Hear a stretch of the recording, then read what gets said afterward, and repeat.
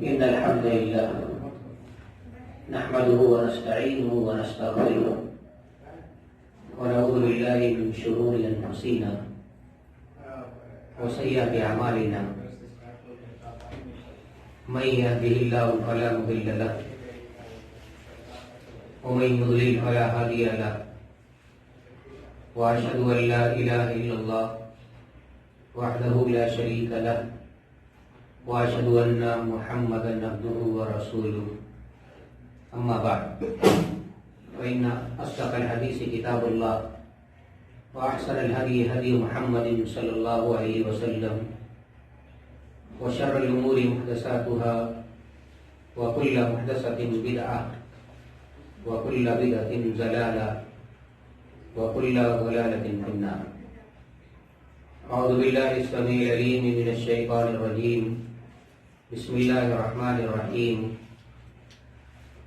قل هو الله أحد الله الصمد لم يلد ولم يولد ولم يكن له كفوا أحد. برادران اسلام، معزز حاضرین، قرآن کریم کی ایک چھوٹی سی صورت پڑھی گئی ہے، اسے سورہ اخلاص کہتے ہیں. نبی کریم صلی اللہ علیہ وسلم نے اس سورہ کو ثلث القرآن یعنی ایک تہائی قرآن کہا ہے.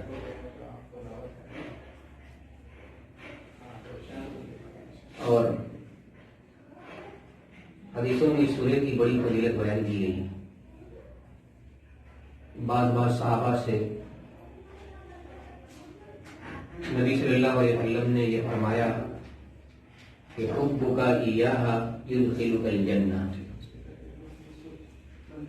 چونکہ تمہیں اس سورہ سے بڑا لگاؤ ہے، بڑی انسیت اور بہت محبت ہے، اس لیے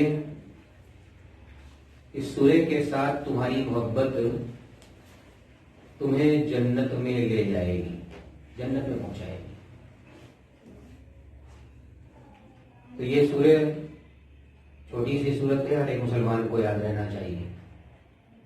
نماز پڑھنا ہے تو ظاہر ہے کہ نماز میں کچھ صورتیں بھی پڑھنی ہوں گی، اور ان جیسی چھوٹی چھوٹی صورتیں نہیں یاد ہوں تو پھر آدمی کے لیے صحیح اور مکمل طریقے سے نماز پڑھنا بھی مشکل ہوگا. جو صورتیں ہم قرآن میں نماز میں پڑھتے ہیں اور جو دعائیں پڑھتے ہیں، اگر ان دعاؤں کا ترجمہ، معنی اور مطلب ہم سیکھ لیں تو نماز پڑھنے میں ہمیں لذت ملنے لگے، نماز پڑھنے میں ہمیں مزہ آنے لگے، اچھا لگنے لگے. دھیان ہمارا نماز سے ادھر ادھر بھٹکنے سے محفوظ ہو جائے. نماز پڑھنے کے لیے کھڑے ہوتے ہیں لیکن دھیان اور توجہ ادھر ادھر چلی جاتی ہے، اس لیے کہ نماز میں جو کچھ ہم پڑھ رہے ہوتے ہیں سمجھتے نہیں. نماز پڑھنے سے اور نماز میں جو صورتیں پڑھ رہے ہیں ان کے معنی اور مفہوم کو اگر ہم ذہن میں رکھتے ہوئے پڑھیں، اور اسی طرح جو دعائیں پڑھ رہے ہیں اس کے معنی اور مفہوم کو ذہن میں رکھتے ہوئے پڑھیں تو اس نماز میں ہماری توجہ زیادہ ہوگی، اس نماز سے ہمارا لگاؤ اور دلچسپی بڑھ جائے گی. دلچسپی نماز میں صحابہ کرام کی اس قدر تھی، حضرت عمار بن یاسر رضی اللہ تعالیٰ عنہ بیان کرتے ہیں کہ میں اور عباد بن بشر، ایک دوسرے صحابی کا نام، ایک جنگ میں شریک تھے اور رات میں دشمنوں سے اپنی جماعت کی حفاظت اور نگرانی کی ذمہ داری نبی صلی اللہ علیہ وسلم نے ہم دونوں کے سر ڈال دی کہ رات میں آپ لوگوں کو پہرے داری کرنی ہے تاکہ کہیں سوتے میں کوئی دشمن آ کر ہم پر حملہ نہ کر دے. عمار بن یاسر اور عباد بن بشر دونوں نے نگرانی شروع کی اور جب سب کے سب لوگ سو گئے تو ان لوگوں نے آپس میں طے کیا کہ ہم لوگ بھی باری باری تھوڑی دیر سو لیں۔ چنانچہ عمار بن یاسر کہتے ہیں کہ میں سو گیا اور دوسرے ساتھی عباد بن بشر جاگ رہے تھے۔ انہوں نے سوچا کہ خالی یوں ہی بیٹھے بیٹھے کیا وقت گزاریں، لاؤ اس فرصت میں نماز پڑھ لیتے ہیں، کوئی آئے گا جائے گا تو آہٹ تو مل ہی جائے گی۔ چنانچہ وہ نماز پڑھنا شروع کر دیتے ہیں اور نماز ہی میں دشمن کا ایک جاسوس مسلمانوں کی خبر گیری کے لیے آتا ہے اور دیکھتا ہے کہ لوگ سو رہے ہیں مگر ایک بندہ جاگ رہا ہے اور نماز میں مصروف ہے۔ اس نے دور ہی سے ان کے اوپر تیر چلا دیا۔ تیر ان کو لگا اور جسم میں پیوست ہو گیا، مگر نماز کا لطف اتنا تھا، نماز میں دھیان اتنا زیادہ تھا، اس میں لذت اور سرور اس طرح مل رہا تھا کہ نماز کو چھوڑنا اس تکلیف کے باوجود انہوں نے پسند نہیں کیا، نماز جاری رکھا۔ اسی کو نبی کریم صلی اللہ علیہ وسلم نے فرمایا کہ یا بلال ارحنا بالصلاۃ، جب آپ کسی طرح کے غم میں، فکر میں، الجھن میں ہوتے تھے تو کہتے تھے کہ اے بلال نماز کا انتظام کرو، مصلی بچھاؤ، وضو کے لیے پانی وغیرہ لاؤ اور نماز کے ذریعے ہمیں سکون پہنچاؤ۔ نماز سے انسان کو سکون ملتا ہے، بشرطے کہ نماز اگر سمجھ میں بھی آنے لگے تو یہ سکون اور یہ اطمینان دوبالا ہو جاتا ہے۔ عباد بن بشر پر دشمن نے تیر چلا دیا، تیر جسم میں پیوست ہو گیا، لیکن نماز کا مزہ جو تھا وہ اس تیر کی تکلیف پر غالب رہا، نماز انہوں نے نہیں چھوڑی، نماز پڑھتے رہے۔ دشمن نے سوچا کہ لگتا ہے کہ تیر نے ان کے اوپر اثر نہیں کیا، تو دوسرا اس نے تیر چلایا، وہ تیر بھی انہیں لگ گیا، جسم میں پیوست ہو گیا، پورا جسم لہو لہان ہو گیا، لیکن نماز پڑھ رہے، نماز اب بھی نہیں چھوڑا۔ اور اس دشمن نے ایک تیر اور چلا دیا اور وہ بھی تیر ان کے جسم میں پیوست ہو گیا۔ اب انہوں نے اپنی نماز پوری کی جلدی جلدی اور اپنے ساتھی کو اٹھایا، دیکھا جسم پورا خون سے تر بتر ہے، پوچھا معاملہ کیا ہے؟ کہا لگتا ہے قریب میں کوئی دشمن ہے جس نے مسلسل میرے اوپر تیر چلا دی، میں نماز میں تھا اس لیے میں نے تمہیں جگایا نہیں، اور میں نے سورۃ الکہف کو شروع کر رکھا تھا، سوچا اس کو پورا کر لیں تب نماز کو پورا کریں، لیکن اس نے جب مسلسل تیر چلائی اور مجھے اپنی جان کا ڈر لاحق ہو گیا کہ کہیں اس کے تیروں کی وجہ سے میں مر نہ جاؤں اور دشمن ہمارے ان تمام ساتھیوں تک نہ پہنچ جائے، اس لیے میں نے نماز اپنی جلدی سے پوری کری۔ یہ نماز کا لطف ہے، یہ نماز کا سرور ہے، اور یہ سرور، یہ لطف ہے، یہ مزہ نماز میں اس وقت آتا ہے جب انسان نماز میں جو کچھ پڑھ رہا ہے اس کو سمجھ بھی رہا ہو، تب یہ مزہ آتا ہے۔ نبی کریم صلی اللہ علیہ وسلم اکثر نماز کے لیے کھڑے ہوتے، رات میں تہجد کی نماز کے لیے اتنی دیر تک کھڑے رہ جاتے کہ پاؤں میں سوجن ہو جاتی ہے، دیر تک کھڑے رہنے کی وجہ سے پاؤں پھول جاتا تھا، ورم پڑ جاتا تھا، اور کبھی کبھی پھولنے کی وجہ سے وہ پاؤں پھٹ جاتا تھا، لیکن نماز میں لذت اتنی تھی، چاشنی اتنی تھی، مزہ اتنا تھا کہ اس نماز کو آپ چھوٹا نہیں کرتے تھے اور کہتے تھے کہ افلا اکون عبدا شکورا، کیا میں اللہ کا شکر گزار بندہ نہ بنوں؟ یعنی یہ بھی اللہ کی شکر گزاری ہے، اللہ کی نعمتوں کی قدردانی کی یہ ایک شکل ہے کہ انسان نماز پڑھے اور نمازوں میں اپنا وقت لگائے، اور جو کچھ نماز میں پڑھ رہا ہے اس کو سمجھنے کی بھی کوشش کرے۔ تو اللہ رب العالمین نے سورہ اخلاص میں فرمایا کہ قل هو اللہ احد، اے نبی صلی اللہ علیہ وسلم، آپ بتا دیجئے لوگوں کو کہ اللہ ایک ہے۔ نبی کریم صلی اللہ علیہ وسلم کے زمانے میں جو مشرک اور کافر لوگ تھے، جو یہودی اور عیسائی تھے، انہوں نے ایک سے زیادہ کئی خداؤں کو بنا رکھا تھا، کئی خداؤں کی پوجا کرتے تھے، کئی خداؤں کے آگے سجدہ کرتے تھے، سر جھکاتے تھے، منتیں مانگتے تھے، گریہوزاری کرتے تھے۔ اور جب نبی کریم صلی اللہ علیہ وسلم انہیں ایک اللہ کی عبادت کی دعوت دیتے کہ یہ سب ود اور سوا اور یغوث اور یعوق اور لات اور منات اور عزا اور ہبل یہ سب خدا نہیں ہے، یہ سب اللہ نہیں ہے، یہ سب تو تمہارے رکھے ہوئے اپنے بنائے ہوئے نام ہیں، ان کے اندر کوئی شکتی نہیں، کوئی طاقت نہیں، اللہ تو ایک ہی ہے۔ تو مشرکین مکہ نے رسول اللہ صلی اللہ علیہ وسلم سے یہ سوال کیا کہ انسب لنا ربک، اپنے رب کا نسب نامہ بیان کرو۔ ہم نے جو معبود بنا رکھے ہیں، ان کے باپ کو بھی اور ان کے دادا کو اور خاندان کو بھی ہم لوگ جانتے ہیں، آپ نے جو رب بنایا ہوا ہے جسے اللہ کہتے ہیں، اس کا کیا نسب نامہ یہ بیان کیا۔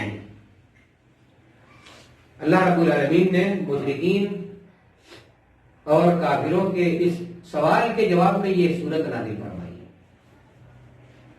اور فرمایا کہ قل هو اللہ احد، اے نبی صلی اللہ علیہ وسلم آپ لوگوں سے کہہ دیجئے کہ اللہ ایک ہے۔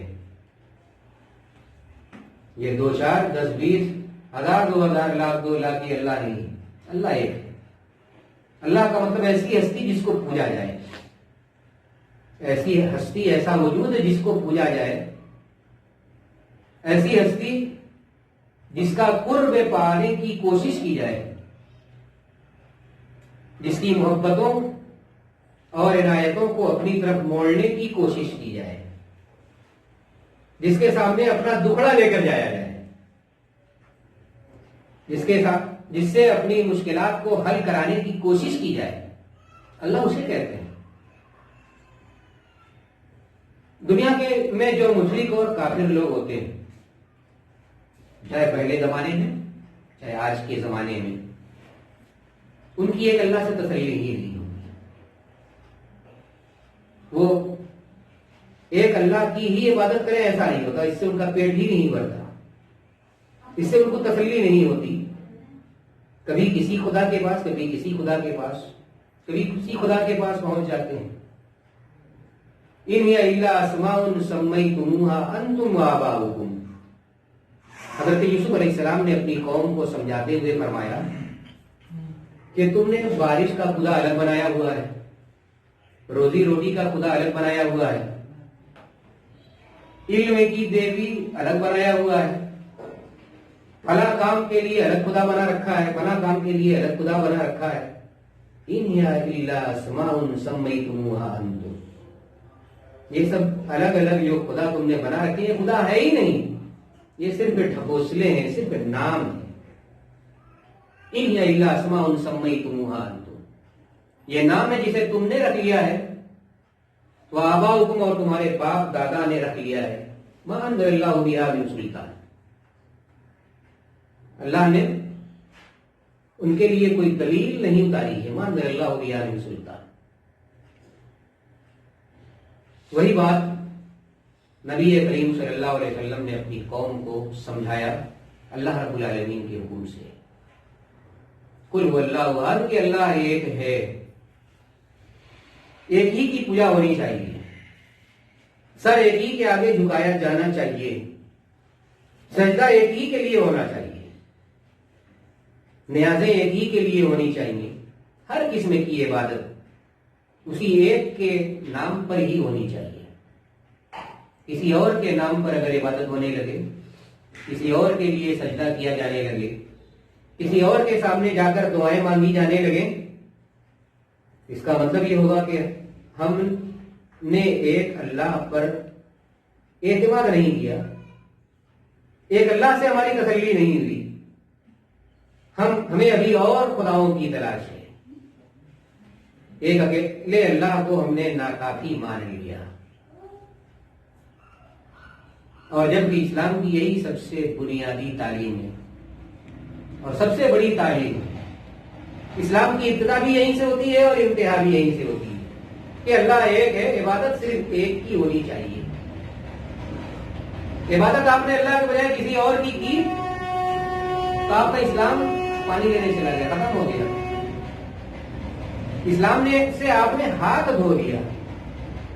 آپ وضو کرتے ہیں، وضو کرنے کے بعد پیشاب کرتے ہیں، وضو ٹوٹ جاتا ہے، پیخانہ کر لیں وضو ٹوٹ جاتا ہے، ہوا خاری ہو جائے وضو ٹوٹ جاتا ہے۔ اسی طرح کچھ ایسے کام بھی ہیں جن کے کرنے سے انسان کا ایمان ٹوٹ جاتا ہے، اسلام ٹوٹ جاتا ہے، اور اس میں سے سب سے بڑا کام یہی ہے کہ کسی غیر اللہ کی عبادت کی جائے۔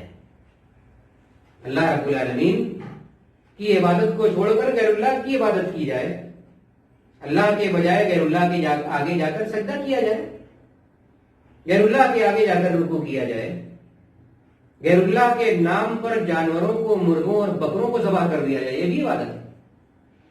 اللہ رب العالمین سے اپنی حاجتوں اور مشکلوں کو حل کرانے کے بجائے کسی غیر اللہ سے حل کرانے کے لیے اس کے نام کی دعائی دی جانے لگی، تو یہ سب غیر اللہ کی عبادت ہے۔ اس کی وجہ سے انسان کا اسلام اور ایمان خطرے میں چلا جاتا ہے، یا یہ کہہ لیجیے کہ وہ دونوں سے ہاتھ ہی دھو بیٹھتا ہے۔ تو اللہ رب العالمین نے فرمایا کہ قل هو اللہ احد، اے نبی صلی اللہ علیہ وسلم آپ لوگوں کو یہ سمجھا دیجئے اور لوگوں کو یہ بتلا دیجئے کہ اللہ ایک ہے، اور یہ دعوت ہمارے رسول محمد صلی اللہ علیہ وسلم ہی نے نہیں دی بلکہ آپ سے پہلے جتنے انبیاء ہیں سبوں نے یہی دعوت دی۔ ما لکم من الہ غیرہ اعبدوا اللہ ما لکم من الہ غیرہ، اللہ کی عبادت کرو، اس کے علاوہ تمہارا کوئی معبود نہیں۔ حضرت نوح علیہ السلام سے لے کے ابراہیم اور موسیٰ اور عیسیٰ اور یوسف سب سے لے کر آخری نبی محمد صلی اللہ علیہ وسلم تک ہر ایک رسول کی، ہر ایک پیغمبر کی، ہر ایک نبی کی یہی دعوت، قل هو اللہ احد۔ اور لا الہ الا اللہ کا بھی یہی مطلب ہے، جس آیت کا مطلب ہے وہی مطلب لا الہ الا اللہ کا بھی ہے۔ لا الہ الا اللہ کا مطلب اللہ کے علاوہ کوئی اس لائق نہیں کہ اس کی پوجا کی جائے، وہی مطلب، اللہ کے علاوہ کوئی سچا معبود نہیں۔ اسی کلمے کو پڑھ کر انسان مسلمان ہوتا ہے، اسلام کے اندر داخل ہوتا ہے، اور جب اسی کی مخالفت کر دے گا تو اسلام سے باہر چلا جائے۔ قل هو اللہ احد، فرمایا اللہ رب العالمین نے کہ نبی صلی اللہ علیہ وسلم آپ لوگوں کو یہ سمجھائیے کہ اللہ ایک ہے، اللہ الصمد، اور اللہ بے نیاز ہے۔ اللہ بے نیاز ہے، صمد اس ہستی کو، اس ذات کو کہتے ہیں ساری مخلوق جس کی محتاج ہو، جو کسی کا محتاج نہ ہو، ہر ایک کو اس کی حاجت ہے لیکن اس کو کسی کی حاجت نہیں۔ الذی یصمد الیہ فی الحوائج، صمد اس ہستی کو کہتے ہیں مصیبتوں میں، پریشانیوں میں، تکلیفوں میں جس کی طرف رجوع کیا جائے، جس کا قصد کیا جائے۔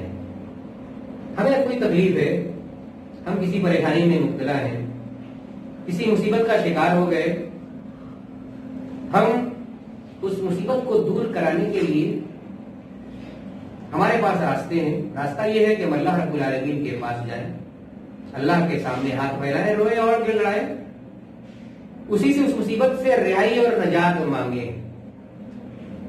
یہ دعا ہے اور یہ عبادت ہے، اور اسی کا نام توحید ہے۔ یہی توحید بھی ہے، یہی اسلام ہے، یہی ایمان ہے، یہی دعا ہے، یہی توحید ہے، یہی عبادت ہے۔ کسی طرح کی کوئی پریشانی ہے، کوئی تکلیف ہے، کوئی مصیبت ہے، کوئی الجھن ہے، تو ہم اس پریشانی کو دور کرانے کے لیے اللہ کے پاس جائیں، اللہ کو پکاریں، اللہ کے سامنے روئیں اور گڑگڑائیں، تو یہ توحید ہوگا، یہ توحید کا مظاہرہ ہوگا، یہ اللہ رب العالمین کی عبادت ہوگی۔ اسی کو دعا کہا جاتا ہے، اور دعا ہی سب سے بڑی عبادت ہے، یہی توحید ہے، اور اسی سے اللہ رب العالمین خوش ہوتا ہے۔ من لم یقل اللہ یغضب علیہ، جب انسان मुसीबतों और तकलीफों में भी जाकर अल्लाह को नहीं पुकारता, अल्लाह उससे नाराज हो जाता है। बसा औकात अल्लाह रब्बुल आलमीन बंदों को मुसीबत में इसलिए डाल देता है ताकि बंदा उसको पुकारे, उसके आगे रोए गिड़गिड़ाए, उससे दुआ और मुनाजात करे, और बसा औकात उसकी दुआओं को सुनता भी नहीं है। इसलिए नहीं सुनता ताकि यह दुआओं का सिलसिला कुछ मुद्दत तक चलता है। अल्लाह को यह मांगना इतना अच्छा लगता है, बंदे की सदा से अल्लाह रब्बुल आलमीन इतना खुश होता है कि वो चाहता है कि एक मुद्दत तक ये बंदा मांगता है। इसीलिए बार बार अंबिया किराम के बारे में आप पढ़ेंगे, और हो सकता है कि सुना भी हो, कि उन्होंने बरसों तक, जवानी से लेकर बुढ़ापे तक औलाद के लिए दुआ करते रहे। बुढ़ापे में 100-100 साल की उम्र के बाद अल्लाह रब्बुल आलमीन ने उनकी दुआ को सुना। हज़रत ज़करिया अलैहिस्सलाम के साथ ऐसा ही हुआ। 120 साल की उम्र में अल्लाह ने उनको बेटा दिया। जवानी की उम्र से मांगते रह गए, लेकिन उनको मांगने की अदा, ये अदा अल्लाह रब्बुल आलमीन को इस कदर पसंद थी कि चाहता था अल्लाह रब्बुल आलमीन ये मांगते ही रहे, हमारे सामने रोते ही रहे, अपनी इस परेशानी का बयान करते ही रहे। और उस उम्र में जब इंसान बिल्कुल मायूस और नाउम्मीद हो जाता है, उस उम्र में भी हज़रत ज़करिया अलैहिस्सलाम का ईमान इतना मजबूत था कि नाउम्मीद नहीं हुए। 120 साल की उम्र में भी अल्लाह को पुकारते ही रहे। बिलाखिर अल्लाह रब्बुल आलमीन ने उनकी दुआ को कबूल किया। हालांकि रुकावटें कितनी थी, उम्र 120 साल, बीवी भी बूढ़ी हो गई, वो खुद ही कहती इन्नी वहां नलज़्मु मिन्नी वश्ताल अर्रातु शैबा, अल्लाह हड्डियां कमजोर हो गई हैं, बाल सफेद हो गए हैं, बीवी हमारी बूढ़ी हो गई है और बांझ भी है, जवानी में बच्चा नहीं पैदा कर सकी, अब बुढ़ापे की मंजिल पर कदम रख चुकी है, लेकिन फिर भी हम तेरी रहमत से मायूस नहीं है, तेरी कुदरत से ना उम्मीद नहीं, इस उम्र में भी चाहे तो तू दे सकता है बच्चा। हम ये चाहते हैं कि हमारा जो मिशन है, हमारी जो तहरीक है, हमारी जो दावत है, हमारी आल औलाद में बरकरार रहे। इस दावत को जिंदा रखने वाला हमारा बेटा मौजूद हो। बिलाखिर अल्लाह रब्बुल आलमीन ने दुआ उनकी कबूल की, उन्हें बशारत दी, क्या तुम्हारे घर में बेटा पैदा होगा। अल्लाह के सामने रुकावटें कोई माना नहीं रखती। जब चाहे रुकावटों को बेमाना और बेहकीकत कर दे। बीवी बांझ थी, बूढ़ी थी, वो भी बूढ़े हो चुके थे, हड्डियां कमजोर हो चुकी थी, फिर भी अल्लाह ने उनको बशारत दे दी कि नहीं, आपके घर में होगा बेटा, पैदा होगा। दुआ आपकी सुन ली गई। कहने लगे रब्बी जल्दी आया, अल्लाह कोई हमें निशानी बता दे। बेटा तो 9 महीने बाद पड़ रहा होगा, बशारत आज मिल रही है, बेटा 9 महीने के बाद पैदा होगा, लेकिन कोई ऐसी निशानी बता दे कि हमारा इत्मीनान हो जाए, हमारी खुशियां दोबारा हो जाएं। अल्लाह रब्बुल आलमीन ने फरमाया कि आयतुका अल्ला तुकल्लिमन नास सलासा लयालिन सविया, निशानी ये है 3 दिन तक तुम्हारे मुंह से आवाज ही नहीं निकलेगी। निशानी भी बता दी। तो तौहीद ये है कि इंसान हर तरह की परेशानी में, हर तरह की मुसीबत में, हर तरह की तकलीफ में हमेशा अल्लाह रब्बुल आलमीन को पुकारता रहे, और कभी इस बात से मायूस ना हो कि अल्लाह रब्बुल आलमीन ने उसकी दुआ को नहीं सुना, उसकी दुआ को कबूल नहीं किया गया। ऐसा भी होता है कि बंदा जो चीज मांग रहा है वो उसके लिए मुनासिब नहीं होती, अल्लाह नहीं देता, लेकिन जो मांगता है उससे बेहतर कोई चीज दे देता है, उससे बड़ी कोई चीज दे देता है, उसके बदले में उसके सर से कोई बड़ी मुसीबत टाल देता है। और कुछ ना भी हो तो बंदा जो दुआ कर रहा है वो दुआ एक इबादत है, उस इबादत का सवाब तो उसे मिलना ही, वो तो कहीं नहीं दे रहा है। तो अल्लाह रब्बुल आलमीन ने फरमाया कि अल्लाह समद है, यानी अल्लाह एक ऐसी हस्ती का नाम है, मुसीबतों में, परेशानियों में, तकलीफों में जिसकी तरफ रुजू किया जाए। इंसान अगर अल्लाह रब्बुल आलमीन की तरफ रुजू ना करे अपनी परेशानियों में, अपनी तकलीफों में, अपनी उलझनों में, बल्कि गैरुल्लाह की तरफ रुजू कर ले, देवी देवताओं की तरफ चला जाए, बुतों और मूर्तियों के पास चला जाए, वहां रोए और गिड़गिड़ाए, वहां जाकर बेटी बेटा और औलाद मांगे, वहां जाकर तंदुरुस्ती और शिफा तलब करे, वहां जाकर कारोबार में बरकत मांगने लगे, तो जाहिर है कि इसी का नाम तो शिर्क और कुफ्र है। और क्या है? यही शिर्क और कुफ्र है, यही देवी देवता ही गैरुल्लाह है। یہی بت اور مورت ہی غیر اللہ ہے. اور اسی طرح غیر اللہ وہ مداریں اور وہ قبریں بھی ہیں جہاں جا کر انسان بیٹی بیٹا مانگتا ہے، جہاں جا کر انسان اولاد طلب کرتا ہے، شفا مانگتا ہے، کاروبار میں برکت اور ترقی مانگتا ہے، اپنے گناہوں کی معافی کی مداروں پر جا کر مانگ لیتا ہے. تو یہ بھی سب بھی غیر اللہ ہے. یہ سب کام اللہ کا ہے. اگر یہ اللہ کا کام غیر اللہ سے لیا جائے گا شرک ہوگا، توحید کی مخالفت ہوگی، اسلام کی مخالفت ہوگی. انسان اللہ رب العالمین کی نظروں سے گر جائے گا، جانوروں سے بھی حقیر و ذلیل ہو جائے گا. مسلمانوں پر اس وقت جو مصیبتیں ہیں، تکلیفیں ہیں، ذلتوں کے جو بادل امڈے چلے آ رہے ہیں، اس کی ایک بہت بڑی وجہ یہ ہے کہ ہم مسلمانوں نے توحید کے تقاضوں کو پورا نہیں کیا اور توحید کے تعلق سے لاپرواہ ہو گئے، توحید کو بیچنے لگے، شرک کے دلدل میں الجھ کر رہ گئے. اللہ رب العالمین نے فرمایا کہ اولئک هم شر البریہ ان الذین کفروا من اہل الکتاب والمشرکین فی نار جہنم اولئک هم شر البریہ.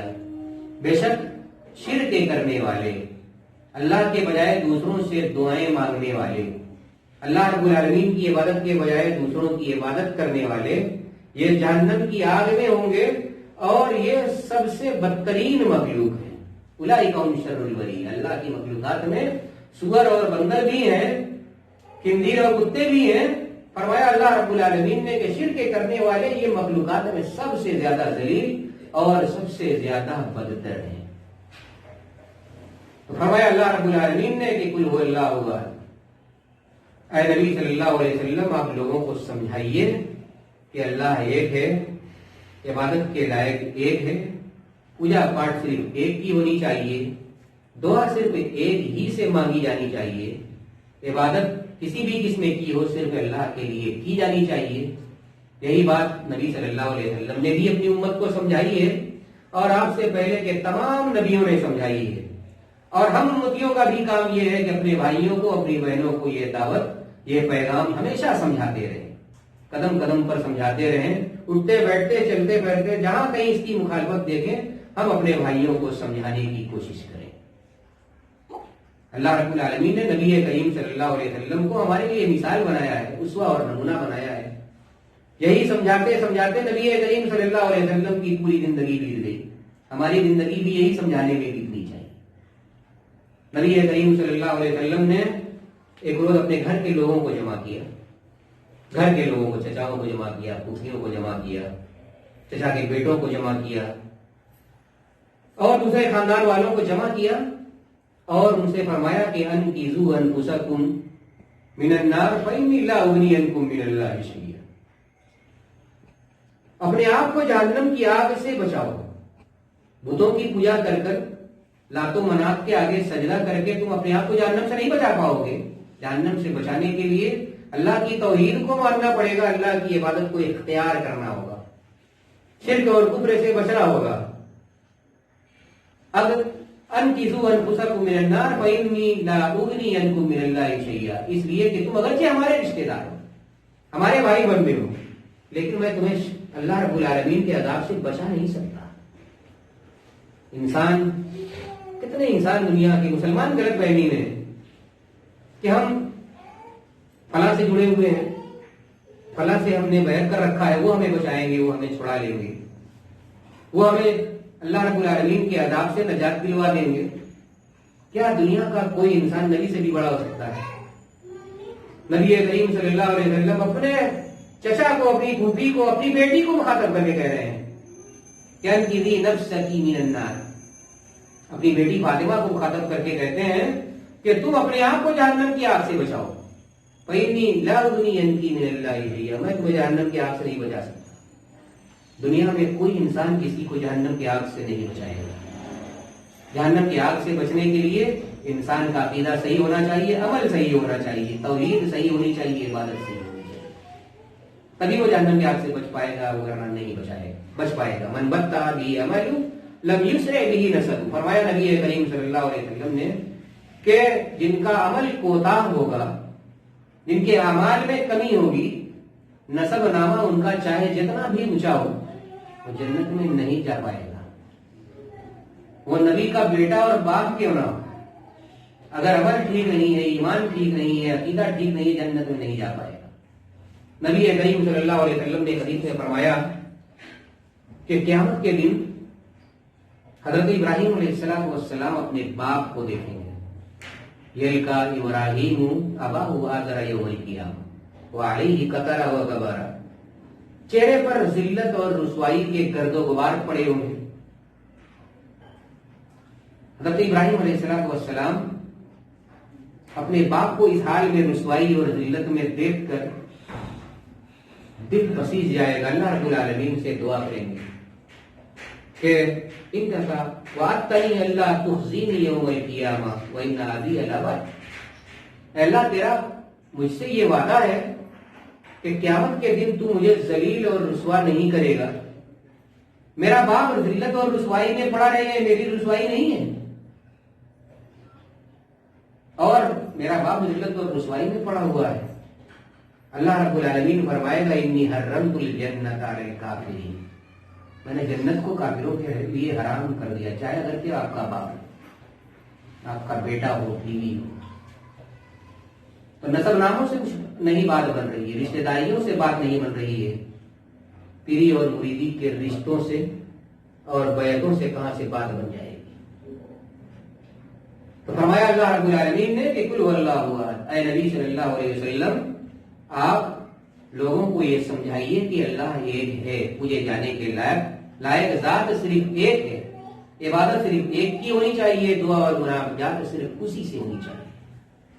अल्लाह उस समद, और अल्लाह ही इस लायक है कि मसाइब और मुश्किलात में उसकी तरफ रुजू किया जाए, उसे पुकारा जाए, उसके सामने रोया और लड़ाया जाए, उसी से मसाइब और मुश्किलात से नजात मांगी जाए।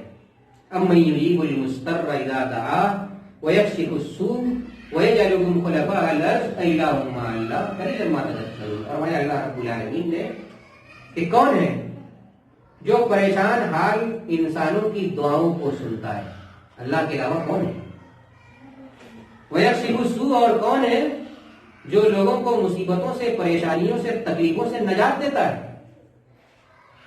व यजअलुकुम खुलफाअल अर्ज़, और कौन है जिसने तुम्हें जमीन में बसा रखा है, रहने के लिए जमीन तुम्हें किसने दी है। इलाहुम मअल्लाह, क्या अल्लाह के अलावा कोई और भी हस्ती है ये सब काम जो कर सके। कलीलन मा तज़क्करून, तुम्हें क्या हो गया, बात समझ में क्यों नहीं है। फरमाया अल्लाह रब्बुल आलमीन ने कि और लहू दावतुल हक वल्लज़ीना यदूना मिन दूनिही ला यस्तजीबूना लहुम इल्ला कबासिति कफ़्फ़ैहि इलल मा लियब्लुगा फ़ाहु वमा हुवा बिबालिग़िही वमा दुआउल काफ़िरीन इल्ला फ़ी दलाल। फरमाया अल्लाह रब्बुल आलमीन ने कि अल्लाह ही को पुकारना हक है, लहू दावतुल हक, अल्लाह ही को पुकारना, उसी से दुआ मांगना हक है।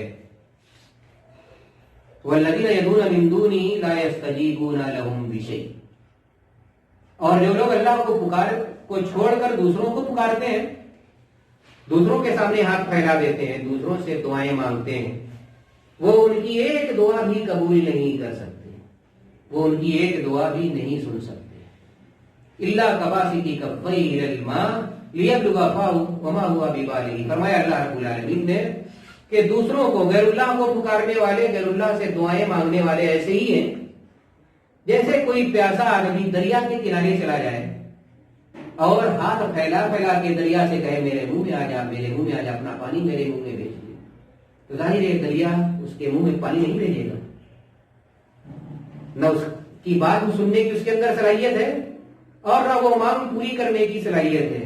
अल्लाह रब्बुल आलमीन ने फरमाया कि गैरुल्लाह को पुकारने वालों का हाल यही है, जो अपनी मुसीबतों का रोना गैरुल्लाह के पास जाके रोते हैं, वो ना तो उनकी मुसीबतें समझ सकते हैं और ना ही उनके पास इतनी ताकत है कि उन मुसीबतों में उनको उन मुसीबतों से नजात दे सके।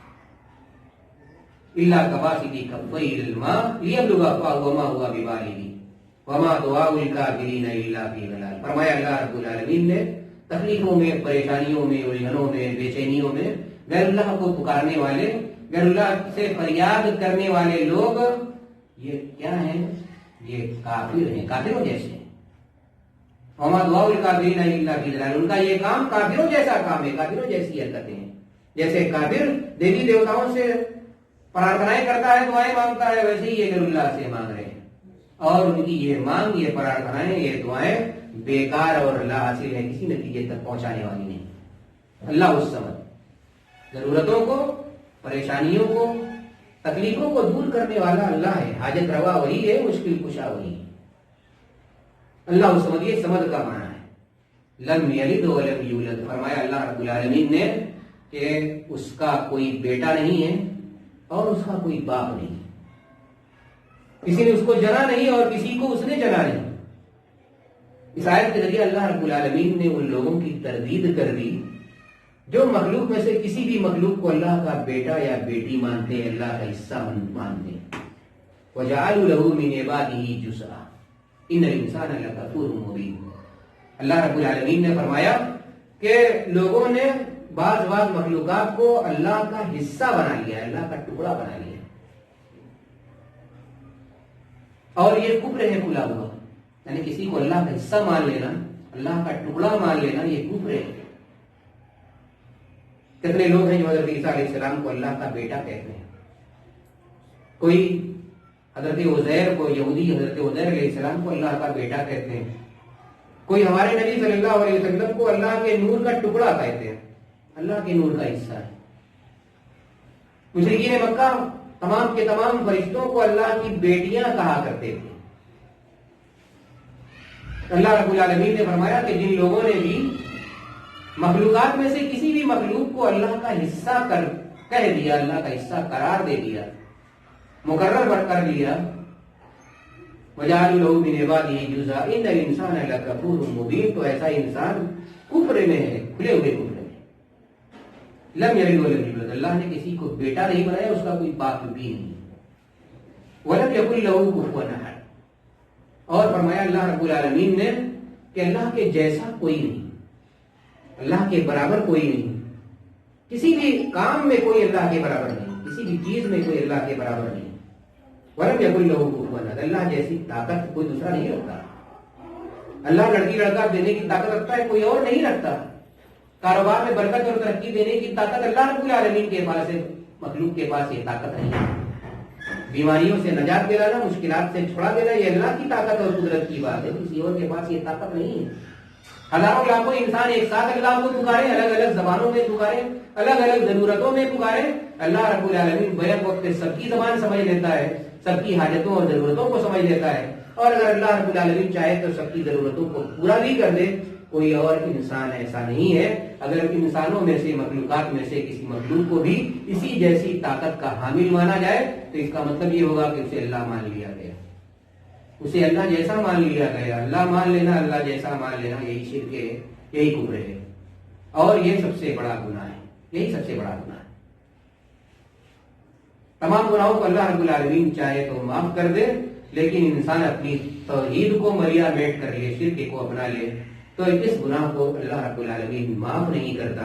ان اللہ لا یغفر ان یشرک به ویغفر ما دون ذلک لمن یشاء، نبی کریم صلی اللہ علیہ وسلم نے فرمایا کہ لا تشرک باللہ وان قتلت او حرقت، اللہ رب العالمین کے ساتھ شرک کا ارتکاب ہرگز مت کرنا، اگرچہ تمہیں قتل کر دیا جائے، تمہیں بوٹی بوٹی کاٹ دیا جائے، اور یا تمہیں جلا کر خاک کر دیا جائے، شرک کا ارتکاب نہ کرنا، یہی سب سے بڑا جرم ہے۔